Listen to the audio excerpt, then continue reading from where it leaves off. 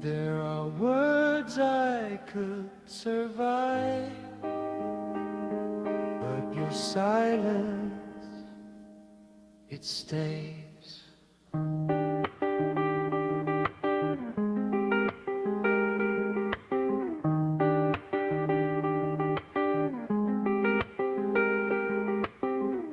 You used to say my name like it was safe. Now the room won't even say a sound. I stare at messages you never sent, like answers hiding underground. Sa pagitan ng mga oras na tahimik, doon ako unti-unting nawawala. Mas masakit ang hindi mo pagsagot kaysa sa salitang magpapaalam na.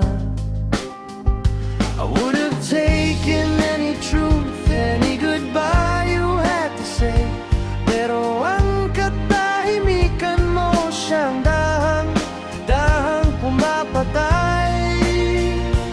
Your silence hurts the most. Mas maingay pa kaysa sigaw. Your silence hurts the most.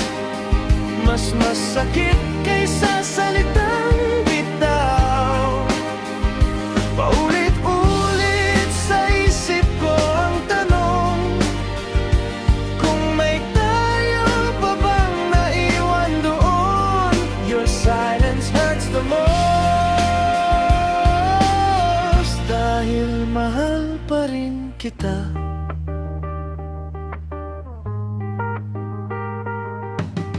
I replay the way you looked away, like love was something you forgot.